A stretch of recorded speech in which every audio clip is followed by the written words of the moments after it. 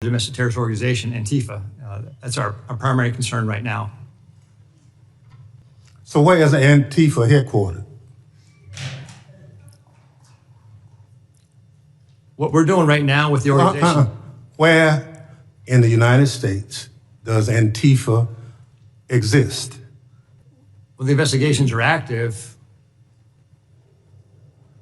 Sir, you wouldn't come to this committee and say something you can't prove, I know. I know you wouldn't do that. But you did.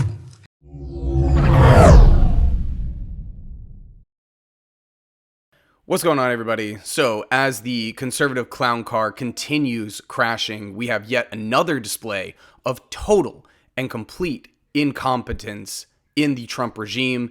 And I know I like to spend a lot of time on the clown in chief, Donald Trump, but it's important to recognize just how ubiquitous this incompetence is in the Trump regime, just how unqualified literally everybody working for Trump is. And this time we're going to focus on Kash Patel's FBI. This guy, his name is Michael Glasheen. He's being questioned by Congress, and he's testifying that Antifa is the greatest threat to U.S. domestic safety, basically. And watch what happens here. I'm embarrassed for him. I don't think I've ever seen somebody get so easily dismantled. Here, let's take a look. What a domestic terrorist organization, Antifa. That's our primary concern right now. All right, that's what President Trump did. What does the FBI say?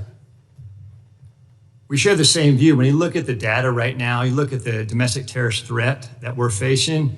Right now, what I see from my position is that's the most immediate violent threat that we're facing on the domestic side. So where is Antifa headquartered? What we're doing right now with the organization. Where in the United States does Antifa exist? Yeah. If it's a terrorist organization and you've identified it as number one. We are building out the infrastructure right now. So what does that mean? We're trying to get the information. You say Antifa is a terrorist organization. Tell us as a committee, how did you come to that? Where do they exist? How many members do they have in the United States as of right now? Well, that's very fluid. It's ongoing for us to understand that. The same, no different than Al Qaeda and ISIS. No, I don't want you. I'll ask one question, sir. I just want you to tell us. If you said Antifa is the number one domestic terrorist organization operating in the United States, I just need to know where they are, how many people. I don't want a name. I don't want anything like that. Just how many people have you identified with the FBI that Antifa is made of? Well, the investigations are active. Sir, you wouldn't come to this committee and say something you can't prove, I know. I know you wouldn't do that. But you did.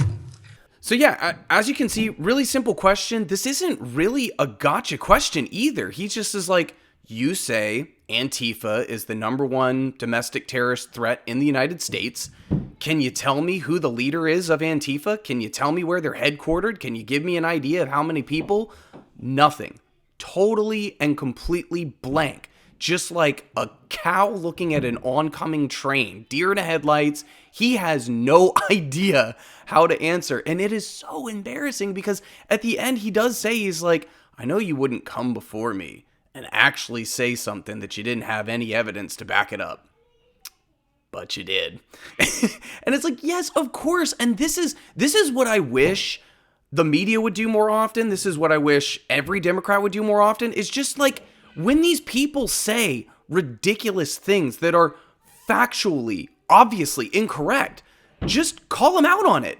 And it's really easy. What is it? Is the paper tiger? It's like, it's really easy to just dismantle these people in real time because they don't actually have any kind of facts or evidence on their side. And all you have to do is just ask a simple question and they go, or normally what happens is when you ask them a straightforward question, they'll deflect and then they'll call you a radical leftist, or in the case of Trump, He'll attack you and he'll say that you're fake news or whatever.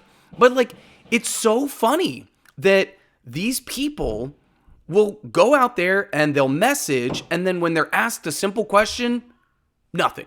I have no proof. I have no evidence. We're still working on it. It's utter nonsense. And I think what's even funnier is that like later on, same hearing, he gets asked about the Proud Boys as a domestic extremist group, and here's his answer to that. Let's take a look. Are you familiar with the Proud Boys? I'm familiar with the name, yeah, Proud Boys. Okay. Does the FBI still designate the Proud Boys as an extremist organization? They did in 2018 in President Trump's first term. We are in the process right now of changing our categories for domestic terrorists. So they're no longer designated as an extremist organization. The FBI designated them an extremist organization in 2018. Has that changed? I'm not aware that they did that. It's all over the media, sir. It's widely reported. Can you get back to me on that? Sure will. All right, thank you. Okay, so he's not sure if the Proud Boys are still designated as a domestic extremist group, and he doesn't really know. You work for the FBI, dude. What are you talking about? You don't really know. But he is sure, beyond a shadow of a doubt, that the greatest threat, domestic terrorist threat in the United States is Antifa. Now, it's important to listen to what he says, because he actually talks about, like, we're in the process of changing our designations.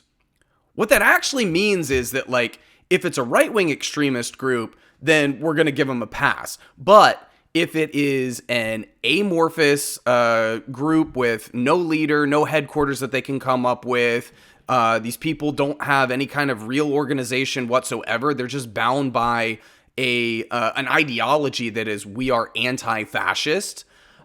He's pretty positive that's like the biggest domestic terrorist threat in the United States. And we have to remember too that like prominent members of the Proud Boys were arrested and were sentenced on January 6th, like Enrique Tarrio. I mean, like, we know who these people are, but he can't give a name. He can't give a number of people. He can't give a headquarters. He doesn't have anything. Nothing. And so I think that we're so far beyond, like, you know, trying to fight these people with facts, but I'll just go ahead and do it now anyway. Anyone who knows anything about this, anyone who has researched this for 20 seconds, just Google this. Who is more responsible for political violence in the United States? Who's responsible for more mass shootings in the United States? It doesn't matter how you ask the question to Google.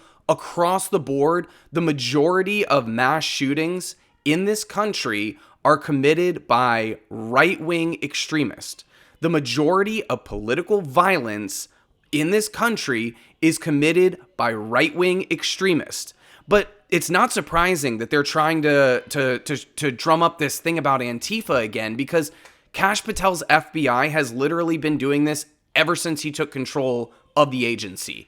If you remember back to the Charlie Kirk shooting, for example, the first thing they said was they started blaming Antifa and blaming trans people. Not a shred of evidence. They just said, we know for a fact that this was, you know, left-wing extremists, whatever.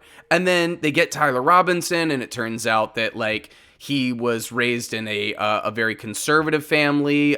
His family supported Trump and Republicans and voted for Trump, and they're gun nuts and all of this stuff.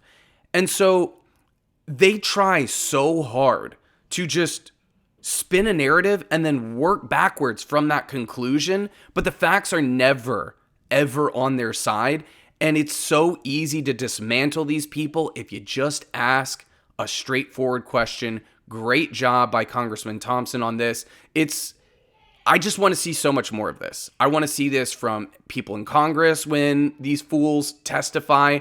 I want to see this from people in the media whenever any of these goofballs, like whether it be Kristi Noem or Pete Hegseth or J.D. Vance or Trump or any of them, to just ask the simple question and push back whenever they say something that is patently false and just a complete fabrication of whatever it is that they're trying to do. It's like it completely contradicts reality.